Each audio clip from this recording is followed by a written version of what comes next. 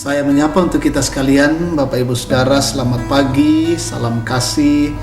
Kita berjumpa lagi di Saat Teduh lewat channel Getorta TV dengan Rehat pada Senin 17 April 2020. Firman Tuhan kita akan baca dari 1 Petrus 1 ayat 13 sampai ayat yang ke-16.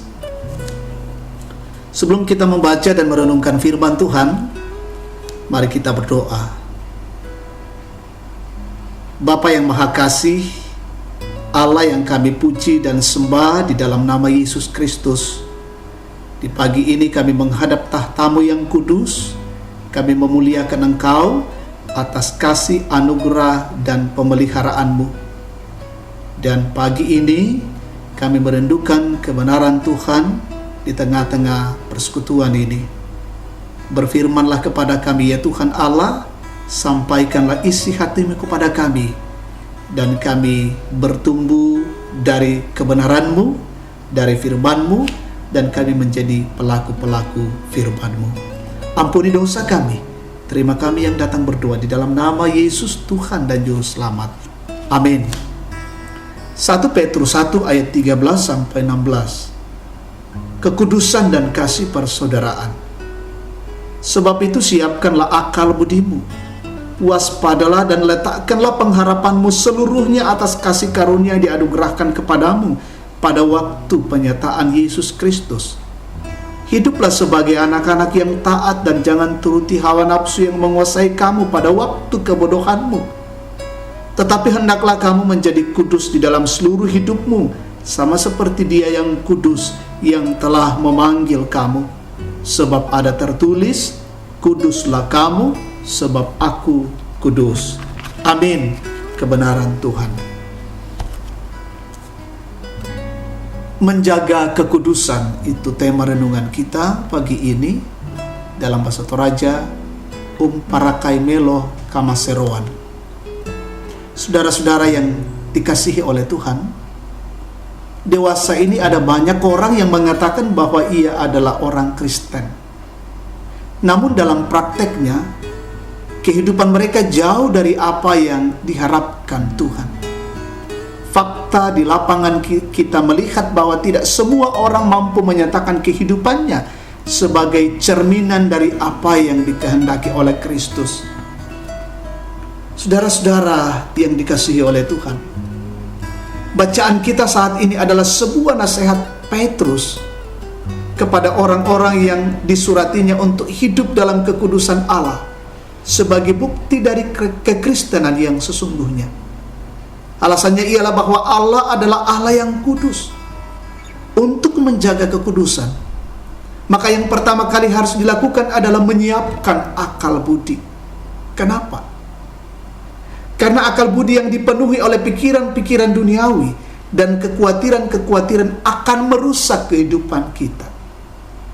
Jadi harus melepaskan diri dari keduniawian dan membuang semua kekhawatiran, termasuk di dalamnya keputusan pikiran yang menimbulkan, pikiran yang menganggap tinggi diri sendiri atau menganggap rendah orang lain, pikiran yang duniawi dan senang pesta pora. Pikiran-pikiran seperti ini merupakan halangan dalam bergerak, melakukan aktivitas, dan membangun persekutuan.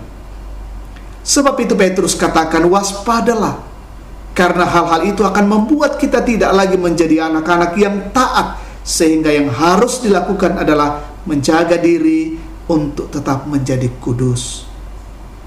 Saudara-saudara yang Tuhan Yesus kasihi, sebab itu sebagai orang yang telah ditebus oleh darah Kristus, yang telah dilahirkan kembali karena pengorbanan Kristus yang telah mati di kayu salib, harus tetap menjadi umatnya yang kudus dan menjaga hidupnya berkenan kepadanya. Jadilah pengikut Kristus yang kudus. Amin. Mari kita berdoa. Kami berterima kasih kepadamu ya Tuhan atas kebenaran firman-Mu pada pagi ini.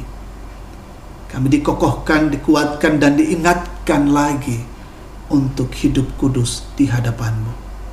Terima kasih firman-Mu, biarlah Roh Kudus menolong kami untuk menjalani kehidupan ini dan menampakkan kekudusan di hadapan Allah. Bapa di dalam sorga, kami mendoakan seluruh jemaat-Mu, jemaat Tangerang hari ini, saudara-saudara kami di berbagai tempat, dalam melaksanakan aktivitas, pekerjaan, tanggung jawab, kewajiban pada hari ini, harus dikerjakan dan dilakukan dari rumah. Anak-anak kami yang harus belajar dari rumah, peliharakan dalam cinta kasih-Mu, sehingga kami boleh melakukan apa yang bisa kami kerjakan hari ini dan semuanya untuk kemuliaan Allah. Kami mendoakan saudara-saudara kami yang menikmati sukacita hari ini, menikmati berkat-berkat Tuhan. Saudara-saudara kami yang mengalami pertambahan usia, bersyukur ditambahkan usia setahun lagi, usia kelahiran, bahkan usia pernikahan. Tuhan sempurnakan sukacita dan syukur mereka.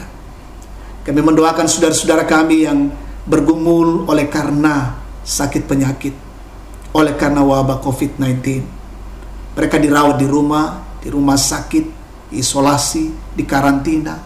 Tuhan jaga dan lindungi mereka semua, dan mereka boleh menikmati kesembuhan di dalam kuasa Tuhan. Berkati para dokter, para medis, tenaga-tenaga kesehatan, tim relawan yang terus berkarya dan melayani di rumah sakit. Tuhan beri kesehatan bagi mereka, kesehatan yang prima, dan mereka terus berkarya. Mereka berperang untuk melawan COVID-19. Kami mendoakan saudara-saudara kami yang kehilangan pekerjaan, kehilangan usaha, di PHK, kehilangan mata pencarian. Tuhan kasihi mereka, kesulitan mendapatkan kebutuhan-kebutuhan pokok. Lindungilah mereka dan kasihi mereka, bukakan peluang bagi mereka untuk bisa mendapatkan kebutuhan-kebutuhan pokok.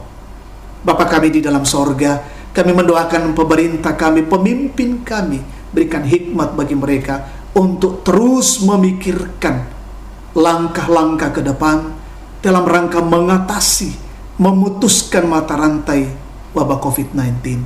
Biarlah wabah ini cepat berlalu dari kehidupan kami, dan berkati pemerintah kami yang terus memikirkan yang terbaik untuk bangsa dan negara ini. Terima kasih Bapa di dalam sorga, ini doa syukur kami bersama. Ampunilah kami. Kami datang kepadamu di dalam nama Tuhan kami Yesus Kristus. Itulah Tuhan dan Juru Selamat kami, firman yang hidup. Amin. Demikianlah saat teduh kita pada pagi ini. Tuhan Yesus memberkati kita sekalian. Dan jangan lupa subscribe ke Torta TV. Dan salam sehat untuk kita sekalian.